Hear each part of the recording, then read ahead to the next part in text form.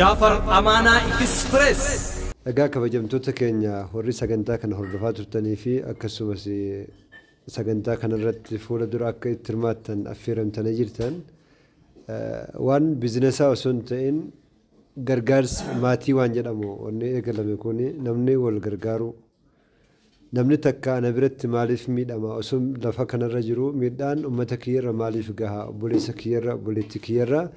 maaliif miidhaan humna olii dhaqqaba nama birootiin maaliif nyaatamu karaa hin taaneen maallaqa ofii maaliif qisaasessanii yeroo ofiillee qisaasa godhanii namni keenya agguu biyyaa ba'ee guyyaa takka waan hin argee jira makka irratti ijoollee tokko wajjin waa bituu baaneeti jarri sun baharaan seenanii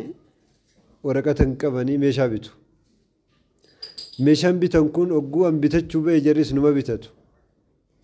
maaliif bitu jennaan guyyaa gallu guyyaatti qabamnu hin beeknu fe'annee gallaa kaargoon nu dhufa rakkoon qabu naan jedhani kaargoo saniinuu meeshaa fiduun haalaan hammaata jarummaan karaatti galanullee dhabanii hedduun jara rakkatanii jiru rakkoo kanas rabbiin uummata keenya haa furu namni hedduun karaa kana keessatti cinqii hedduu argee paaspoora kan hin qabne viizaa kan hin qabne galuuf wanjalata kan qabu namni kun wanjalli isaadha biyyarraa bahee jiruu kiyyaniin fooyyeffadhaa fi maatii kiyyaa jiruu fooyyesseetiin karaa bal'inaatti fide jechuuf bahee malee nama miidhee badii biraa qabaatee mootummaa irratti badii tokko dalagee biyyaa baheetii miti biyyi kunuu ka jijjiiramte nama biyya keessaa bahee biyya alaa jiruun waajjirri dhuunfaatii fi mootummaa akkasumas qabeenyi uummataa bal'aan ka jijjiiramte uummata kanaanii uummanni kun qabeenya guyyaa guyyaan karaa amaanaatiin hogguu meeshaa ergatan kaargoo irraan gubruuka irratti hogguu ergatan karaa adda addaatiin nama karaa deemuun poostaan illee hogguu ergatan meeshaan kun gara biyyaa galuudhaan biyyi keenya diinagdee guddinaatiin wal agartee sadarkaa kanarra geessee jirti kanaaf uummata kana gargaaruudhaaf Jaafar Amaanaa Express kan jedhu kun ka baname waan namni tokko akka dhuunfaatti banate ta'ee ilaalamu osoo hin ta'in uummanni guutuun akka waan yaada kana hamma dura irratti taa'ee yaada kana irratti marii godhee waan kana dura deemiti mee karaa isaadhaa ulaan nu agarsiisise faana deemnaa waan ati yaadda sanis wajjin goonaa akka waan jedhameeti guyyaa har'aati kaastanii lakkoofsi ka isaaf kenname mootummaa irraa hundaa'ee beekamee gama gumruuka Itoophiyaatiin poostaa Itoophiyaa keessatti kan beekamee jiru lakkoofsi poostaadhaa kophaatti bahee fi booksii kophaatti bakka itti walitti qabamu ogguu biyya alaarraa dhufe bakka inni irraa fudhatuu danda'u godhanii waan kana kaa'anii jiru meeshaa kana ogguu fudhatee lakkoofsi ittiin poostaa quxuriin 27 duwwaa 95 poostaa quxurii jedhama 27 duwwaa 95 jettanii ogguu lakkoofsa kana irratti ergitanii Jaafar Amaanaa Express jettanii asirratti erginaan meeshaan keessan gabaabumatti isa bira ni dhaqqabaa lakkoofsa bilbilaa irratti dabaltanii bakka jirtan irraa waan kanatti fayyadamuudhaa fi dhaabbata kana akka dhaabbata keessanii gootanii akka fayyadamtan affeeramtanii jirtu walumaanuu affeeramnee jirra namni hamma dura akkamiin meeshaa gara kamiiniin ergadha yoo jettan gama waatsaappii telegiraamaa feesbuukaa weebsaayitii waajjira kanaatiin illee fayyadamuudhaan karaa hedduun uummanni wal qunnamuu ni danda'a gara bilbilaatiin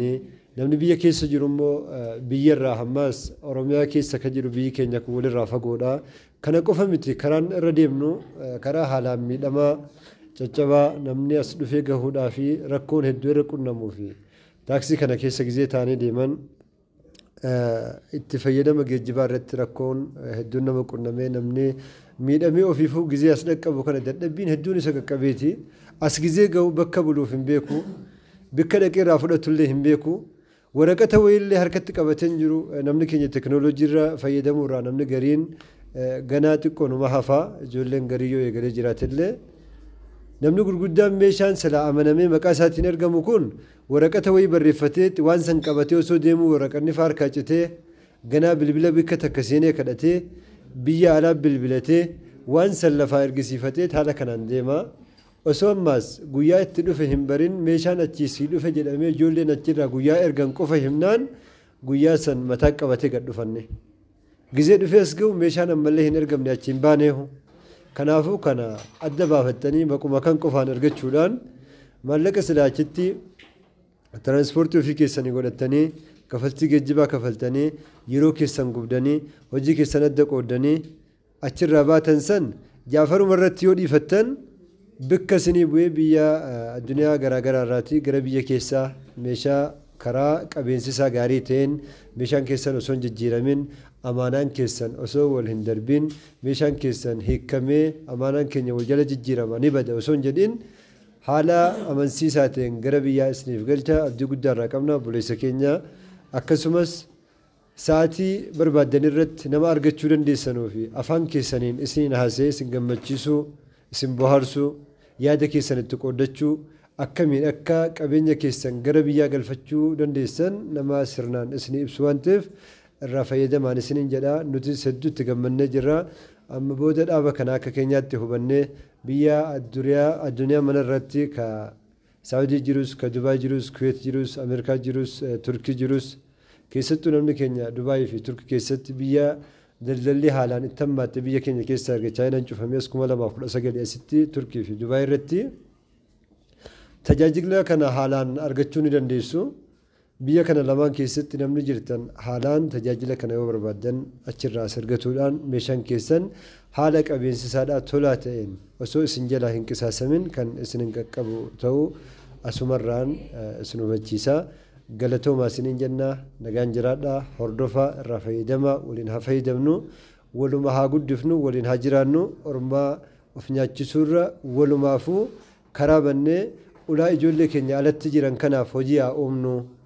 namni amma waajjirri kuyyoo ofii isaatii gad dhaabbatee bikka hedduutti waajjira hedduu banatuudhaan ijoollee hojii dhabanii adda faca'anii jiran waan hojjetan dhabanii yaada uumuu dadhabanii jiraniif hojii fuula duraa kan maatii ofiidhaa ittiin qabatanii maatii ofii jiraachifatan asirratti hundeessuudhaan bakka hedduutti naannoo Oromiyaa fi akkasumas